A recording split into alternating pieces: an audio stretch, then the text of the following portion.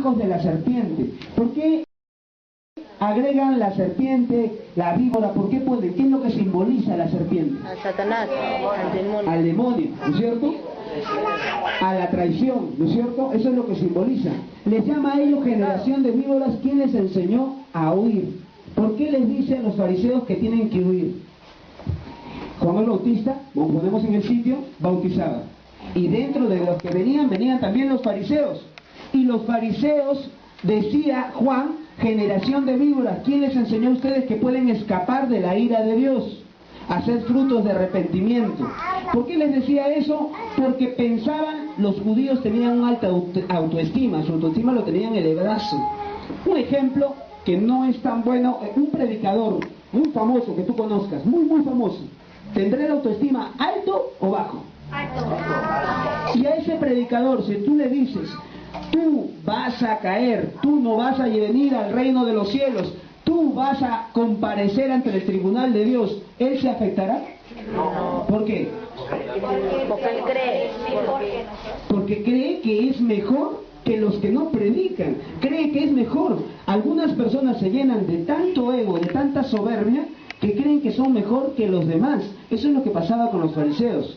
Como yo soy fariseo, como yo he estudiado, como yo he tenido las mejores escuelas de Dios, entonces yo no necesito tanto del bautismo. Es algo como un rito, nada más. Yo voy a pasar y si me bautizan bien y si no también.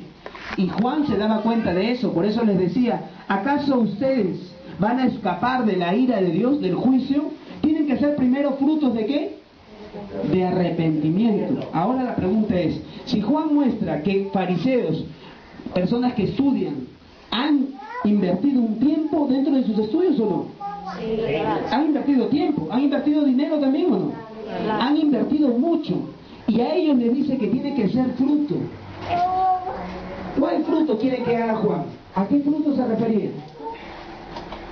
Miren cómo llegan ellos, llegan todos soberbios, pensando, mirando sobre debajo del hombro a todo el mundo, pensando que ya tenían sus estudios y que eran lo mejor. ¿Qué es lo que quería Juan? Que se dé cuenta de qué. Que ellos tienen que hacer algo mucho mejor que los demás, porque supuestamente son educados, Ajá. Que han estudiado y saben más que nosotros. Ellos deben dar el ejemplo de ser mejor persona. Eso es lo que pasa. Y nosotros, la gran mayoría que somos clase media baja o media, sabemos porque las personas que tienen dinero muchas veces te miran déspotamente cuando estás en un banco, cuando estás en una cola, y te miran mal, y te tratan mal y te hacen sentir menos. Y son personas que han estudiado en universidad, son personas que tienen mucha profesión y tienen mucho dinero. Pero como bien dice la hermana, de ellos deberían mostrar con el ejemplo que son mejores personas. Sin embargo, nosotros tampoco no nos podemos agarrar de eso para quedarnos ahí. Es una combinación entre los dos. Debemos nosotros también esforzarnos por saber, por tener conocimiento, por ayudar, por ver, aprender más de Dios. Amén. En Lucas 3:10 explica cuáles son los frutos del arrepentimiento. En Lucas capítulo 3, versículo 10, explica cuáles son los frutos del arrepentimiento. Que tenga su Biblia lo puede buscar. Lucas 3:10. Quería tomar atención en este versículo de la Biblia, Lucas capítulo 3, versículo 10, para que vean cómo Juan nos explica cuáles eran los frutos de ese arrepentimiento. Juan empezó a recorrer toda la región del río Jordán predicando el bautismo y la conversión y el perdón de los pecados. Esto ya estaba escrito por el profeta Isaías. Juan lo que quería era recorrer toda la región, ir por todo lugar para que las personas puedan arrepentirse. ¿Quiénes se tienen que arrepentir? ¿Cuántas veces te tienes que arrepentir? La mayoría hemos hecho retiro. ¿Amén? ¿Cuántas veces te debes arrepentir? ¿Cuántas veces tienes que hacer frutos de arrepentimiento? Lo llama Juan. Siempre. Siempre. Tenemos problemas y dificultades, pleitos entre familias, ¿no es cierto? Tenemos pleitos y discusiones, pero los pleitos ahora son diferentes. Eso tienes que grabártelo. Ya no son los mismos pleitos de antes. Ya no es la borrachera, ya no es la infidelidad, ya no es el golpe. Hay diferentes pleitos. Una hermana me llama que tenía un problema muy grande. Hermano, tú no sabes lo que ha hecho mi esposo. Hemos peleado y me ha dicho, atente a las consecuencias. consecuencias. Y la hermana lloraba y lloraba. ¿Y cuáles eran las consecuencias que ella pensaba? Ella pensaba que su esposo se iba a ir con otra mujer. Por favor, ven, habla con mi esposo. Habla con mi esposo. Hermanita, no puedo porque estaba ocupado haciendo un trabajo. Pero salí del trabajo, fui porque lloraba la hermana. Lloraba de verdad a mares. Yo dije, ahorita el hombre de repente se altera y le pega. Entonces salí de mi casa, tomamos un taxi, nos fuimos a su casa, conversé con el hermano, gracias a Dios el hermano se tranquilizó cuando conversábamos, y yo le digo, hermano, séme sincero, tu esposa ya no está. Dime seriamente entre hombres, ¿a qué te referías cuando dijiste, ahora voy a volver a lo mismo? Ahora te vas a arrepentir. ¿Qué significaba cuando tú agarraste y le dices, va a ser peor, te advierto? Hermano, mi esposa había preparado una comida que a mí me encanta, arroz con pollo con ensalada rusa. Y lo que más le gusta a ella es que yo me siente a comer. Cuando yo me decía, ahora vas a ver, te vas a arrepentir, voy a volver a lo mismo, es que ya no iba a comer. Ese era todo mi castigo. Y ella se hace un problema por algo que no iba a ocurrir. Por eso ha sido, hermano, ni le he gritado, ni siquiera le he amenazado y yo antes la golpeaba. La llevé, hermanita, ven por acá, porque empezamos a conversar. ¿Ves? Tienes problemas, pero ya no son los mismos que antes. Por eso bien dicho que nos dice, tengamos frutos de arrepentimiento todos los días.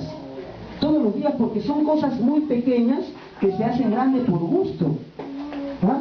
Estaba compartiendo con unos hermanos en el micro y un hermano le dice a la hermana, siéntate. Y la hermana no se quiso sentar. No se quiso sentar porque estaba conversando con otra. Entonces el hermano se incomodó un poquito. Y yo le digo, hermano, ¿qué pasaría si pasa un hombre por detrás de tu esposa y la codea o la empuja o la roza así? Ah, se lo ganó, pues no, ella tiene la culpa. Yo le dije, siéntate, ¿no? Pero no te pones en su lugar, ponte en su lugar de ella. Ella quiere estar parada porque está conversando con una hermana. O sea, su pensamiento es otro. El de hombre es malicioso. No, siéntate porque no te vayan a rozar. O siéntate porque no te vayas a incomodar. O para que estés más cómoda. Pero el pensamiento de una persona es distinta a la de la otra. Y por eso Juan te dice, todos los días tengan frutos de arrepentimiento. Que no piensen por la otra persona, sino que se perdonen a cada momento. No penséis, dice en el versículo 9, capítulo 3, versículo 9 de Mateo, no penséis que dentro de vosotros mismos Abraham tenemos como padre. O sea, no digas, porque yo he hecho un retiro, Jesucristo me va a salvar. Porque yo he hecho un retiro, soy mejor que los demás. Porque yo participo en los círculos, soy mejor que los familiares que están acá, que están en casa. No pueden decir eso. Al contrario, dice Juan que Dios mismo puede levantar hijos de Abraham hasta debajo de las piedras. Yo conozco bastantes hermanos que no son corintios, que no han hecho retiro y son buenas personas. Y son excelentes personas. Mi hermano Rafa no ha hecho retiro. Y sin embargo, él se va a hacer cargo de todas las direcciones. Es un trabajo grande, no es sencillo agarrar y hacer esos papelitos que le damos en las direcciones. Ahorita te entrego el USB antes de que te desanimes. Es un trabajo grande y hay un trabajo que tiene que acomodar, es un trabajo de días que tiene que ir haciéndolo, acomodándolo, y cuando no hay direcciones tiene que averiguarse dónde es la dirección, entrar a internet, ver el mapa, buscar, llamar por teléfono, confirmar que es la casa, todo un trabajo. Y el hermano no ha hecho retiro, ¿no? Por eso bien le dice Juan que Dios puede sacar hijos hasta debajo de las piedras. Lo dice en la Biblia. Estamos en Mateo capítulo 3, versículo 9. Mateo capítulo 3, versículo 10 dice, y también el hacha está puesta a la raíz de los árboles. Por tanto, todo árbol que no da buen fruto es cortado y echado al fuego. Todo árbol que no da fruto es echado y cortado al fuego. A ver, vamos a ver, a imaginarnos, vamos a visualizar. Un árbol, ¿amén? Un árbol está desde acá hasta por arribota. ¿Dónde está la raíz? ¿Debajo de la tierra o está encima? Debajo. ¿Y por qué dice Juan que el hacha está justo en la raíz? Yo no entendía y trataba de buscar un significado a esto, porque si la raíz está debajo del suelo, ¿cómo va a estar el hacha por abajo? Al menos que sea una pala se saca de raíz del árbol. Pero ¿cómo puede sacar? Entonces iba pensando, cuando uno tala o limpia un árbol, lo va purificando, le va quitando las hojas malas, las saca desde las puntas, ¿no es cierto? No desde la raíz. Va a llegar en un momento que todo lo malo que tú tienes se va a ir. Va a llegar en un momento que ese malestar, esa falla, esa debilidad que no puedes controlar se va a ir. ¿Cuántas veces yo quería controlar mi ira? Un montón. Y lloraba y rogaba y suplicaba y no pasaba nada. Pero llega un momento que de raíz te lo saca. ¿Y cuándo cambiaste? Ni cuenta te dice. ¿Ah? ¿Qué te dice más adelante? En el versículo 11 del capítulo 3 de Mateo. A la verdad yo los bautizo en agua para arrepentir. En arrepentimiento, dice Juan. Pero viene detrás de mí uno cuyo calzado yo no soy digno de llevar. Es más poderoso que yo. Y él los bautizará en fuego y Espíritu Santo. En el versículo 12 dice, su aventador está en su mano y limpiará su era, recogerá su trigo del granero, quemará la paja en el fuego que nunca se extinguirá. Presta bien en esta declaración que dice él, lo mismo que le decían antes. Agarra su aventador, su trinche. Cuando uno separa la paja es como un trinche que va separando toda la paja y va dejando todo lo malo. En un momento te va a sacar, en un círculo te saca parte de lo malo, pero no te lo saca todo, parte de lo malo. Llega en un momento que te lo va a sacar todo. Dice Juan que ya lo tiene en su mano, ya está a la orden, que uno tiene que darse cuenta. ¿Por qué otra vez me equivoqué? ¿Por qué otra vez fallé? Pero si está en su mano, dice la Biblia. Está en la mano de Dios de que yo cambie. Está en la mano de Dios que yo no vuelva a caer en el mismo error, en la misma equivocación una y otra vez. Está en su mano de Dios.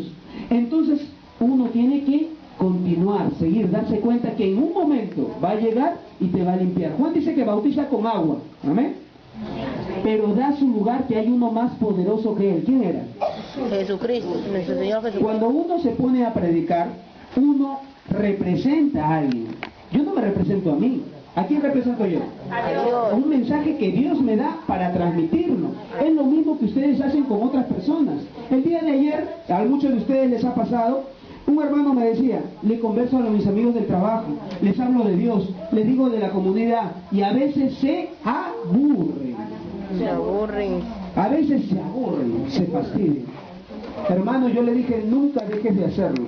Una vez, un hermano que vivía en Las Delicias, y me lo encontré años después, hermanito, si tú me hubieses invitado al retiro, yo no me hubiese separado. Hermanito, yo te invité al retiro muchas veces. ¿Te acuerdas que una vez te dije, te pago tu trabajo? ¿Cuánto ganabas? Le dije, 50 soles. Yo te pago los 50 con tal de que vayas. ¿Te acuerdas o no? Sí, hermanito, pero hubieses insistido un poco más, ¿no? Y tenía razón. Muchos de nosotros ya tiramos la toalla. Ya no insistimos. Insiste, insiste, y en un momento te van a hacer caso. Y en el momento que tú vayas, es el momento cuando más lo necesitan. Es el momento cuando de verdad van a vivir su retiro a plenitud. Yo bautizo con agua, pero va a venir otro que viene y bautiza con el Espíritu Santo y con fuego. ¿Está hablando de dos tipos de bautizo o no? Sí. La iglesia dice que hay un solo bautizo, pero acá está hablando de dos, uno con agua y otro con Espíritu y fuego, ¿no es cierto? ¿Por qué entonces, dicen algunos hermanos, por qué a uno lo bautizan de niño si no tiene conciencia? Así dicen, ¿no? ¿Por qué a uno lo bautizan de niño? Antiguamente a los niños se les circuncidaba. A todo niño nacido se les circuncidaba. ¿Ya? Ahora a ningún niño ni niña se les circuncida, ¿no es cierto? A nadie se les circuncida, a nadie, pero sí se le bautiza. ¿Qué es lo que hacía Juan? Preparaba el camino ¿para quién? Para Jesús. Es lo mismo el bautizo. Cuando tú te llevas a un niño a bautizar, preparas el camino para Jesús. Mi hermano no es de casualidad, él se llama Jesús. ¿Ya? Mi hermano se llama Jesús, ¿no es cierto, hermano? Mi hermano es cristiano. Y como él es cristiano, su hijo está acá. Como él es cristiano, su hijo también es cristiano. No lo garantiza. El que él sea cristiano no garantiza que tus hijos puedan serlo. Cada uno tiene que vivir su encuentro con Dios. Cada uno tiene que tener una relación íntima con Dios. ¿Ah? Porque los niños pueden crecer y le pueden escuchar a él acá alabar o orar, pero en su casa lo escuchan gritar, hablar de lisuras, ajos y cebollas, entonces entra la confusión. Es lo que pasaba con mi hijo. Mi hijo ahorita tiene 12 años, pero cuando él tenía 7 años, decía, a mi esposa le decía, mamá, si mi papá dice dentro de los círculos que uno no debe lastimar, ¿por qué me grita? Mira, mi hijo tenía 7 años, ¿eh? Y entra en ellos esa confusión. Entonces, ¿cómo vas a criar a tus hijos? Tus hijos no van a terminar gritando gloria a Dios porque tú lo dices. Tus hijos van a gritar gloria a Dios cuando tú lo hagas dentro de tu casa. Al final tus hijos no hacen lo que tú les dices, hacen lo que te ven hacer a ti. Lo que tú haces, eso van a hacer tus hijos. Y muchos familiares, los hemos visto, cuando están tomando cerveza, toma un vasito, un poquitito nada más. Están buscándote a alguien para cobrar, dile que no estoy. Y le vas inculcando cosas, y después dices, ¿por qué si yo soy cristiano? ¿Por qué si yo voy a los círculos, participo siempre? Pero no lo reflejas en tu hogar. Entonces tenemos un bautizo que recibimos todos desde niños, pero recibimos otro bautizo, una fuerza más, que es la conversión, la unión con Cristo. De eso habla Juan. Preparar un camino para que nosotros tengamos una conversión completa. ¿Amén? En Mateo capítulo 3 estamos, ¿no es cierto? El versículo 13, ya vamos a terminar, faltan 3, dice, Jesús vino de Galilea a Juan para que sea bautizado por él. En el versículo 14 dice, mas Juan se le oponía diciendo, yo no voy a ser bautizado por ti, tú vienes a mí. Pero Jesús le respondió, deja que ahora, porque así conviene que cumplamos toda justicia. Y entonces Juan dejó y se puso Jesús para que lo bautizara. Juan tenía que bautizar a Jesús, ¿no es cierto? Pero Juan no quería hacerlo. ¿Por qué? Que le bauticen a él primero. Eso, porque Juan lo que quería era una conversión. Juan sabía que su bautizo era una preparación, pero él quería una conversión. Entonces le decía a Jesús, no, tú no te bautizas, tú bautízame primero a mí. Pero Juan le decía, ¿sabes qué? Vamos a hacer las cosas en orden, porque todos debemos regirnos ante una autoridad. Jesús se puso bajo la autoridad de Juan en ese momento. Si Jesús se pone bajo la autoridad, nosotros también debemos ponernos bajo una autoridad. Y esto es para la mayoría de las mujeres que viven en pareja. Si tú no te pones bajo la autoridad de tu esposo, en algunos casos, porque tú no puedes decir, yo no me pongo bajo la autoridad de mi esposo porque él es borracho. Siempre no para borracho. Las 24 horas del día no para borracho. Los 7 días de la semana no para borracho. Hay momentos que está acuerdo y hay cosas que tú debes evitar, responderle, discutirle, fastidiarte. Las mujeres no contestan con lisuras, pero sí con la mirada, con los gestos. ¿No? Lo peor que puede tener una mujer, que puede quitarle la tranquilidad a un varón, son los gestos. Son los gestos, grábate bien esto. No estás molesta, pero estás con una trompa que parece un elefante. No estás molesta, pero agarras y te quedas callada cuando tu esposo te está hablando. No estás molesta, pero está pasando un programa de risas de América y tú ni te ríes. Entonces muestras con tu actitud, con tus gestos, un fastidio. Y eso termina lastimando y perjudicando tu hogar. Y perjudicando completamente tu hogar. ¿Qué es lo que tienes que hacer? Date cuenta de los gestos. ¿Se acuerdan esta última presentación de la cumbre de los árabes, donde estuvo la esposa de Ollanta? ¿Cómo le hizo el gesto? Habla con mi espalda, le dijo. ¿No? Y la gran mayoría de varones que yo he podido escuchar en micros, en taxi, en colectivo, en sitios donde he ido, le dicen a su esposa, ahí está Nadine, igualita eres. Igualitita eres. Ahí está, y hay varios varones acá también que lo han hecho seguro. Porque tenemos nosotros eso guardado. No sabemos cómo decirle a la mujer, no me pongas caras, no me hagas gestos. Da ganas de ponerle una máscara que esté siempre feliz. Pero no se puede, pues. Hay momentos que está molesta. Y esto es para las parejas relativamente. Esto es como un paréntesis. Hay veces que la mujer no quiere estar contigo, por hermano. No porque no le guste, sino que no quiere. Está cansada, fastidiada, aburrida, o su desfase hormonal, ¿no? Y no quiere o no puede. Entonces, mi hermano, que tenía un problema de esta situación, yo le decía, ¿sabes qué? Noches de abrazos. ¿Cómo noches de abrazos? Te abrazas y se acabó. Nada más. Nada más. Noches de abrazos. Amén. Los que son parejas ahora a practicar noches de abrazo. Entonces se te va el fastidio, se te va la molestia, ¿me entiendes? Mateo capítulo 3 versículo 15. Pero Jesús respondió: deja ahora que cumplamos toda justicia, que cumplamos, que hagamos juntos las cosas, no es separado. Mira, Juan tenía un cargo menor, Jesús tenía un cargo superior. Sin embargo, Jesús se baja y se pone a la par. Tú puedes tener la razón con otra persona en tu discusión que tienes, pero si tú con tu razón te levantas en alto, lo echas a perder todo. Si tú tienes la razón y estás segura en lo que tú estás defendiendo, te bajas. De repente no es como yo digo las cosas, y después le haces ver. Pero no continúes una discusión. Grábate esto en la cabeza: para una pelea se necesitan de dos, y si tú te quedas callada no hay pelea. ¿Amén? 3, 10, 16. Y Jesús, después que fue bautizado, subió del agua. Mira lo que dice en el versículo 16, son los dos últimos versículos de Mateo capítulo 3. Y Jesús, después de que fue bautizado, subió del agua, y he aquí que los cielos le fueron abiertos, y vio al Espíritu de Dios que descendía como paloma y venía sobre él. Y hubo una voz en el cielo que decía: este es mi Hijo amado, del cual yo tengo complacencia. Es palabra del Señor, gloria a ti. En este versículo se muestran los tres: el Hijo, el Padre y el Espíritu Santo. Se abren los cielos y se escucha una voz. Hermana, se te pueden abrir los cielos y escuchar la voz de Dios a cada instante, a cada momento. Pero si tú te entercas, si tú te empecinas y te molestas, lo único que vas a escuchar es: contéstale, no te dejes, a cada rato abusan, que no te abusen de ti. Tienes que escuchar la voz de Dios, y Dios jamás te va a decir: defiéndete. Dios jamás te va a decir: ponle, aráñalo, quítale, niégale, máscale la mirada, acuérdate de Nadine.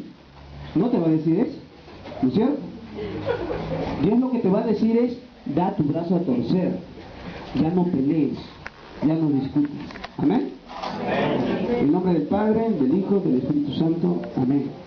Todos decimos: Señor Jesús, ayúdanos a comprender cada mensaje de la Biblia.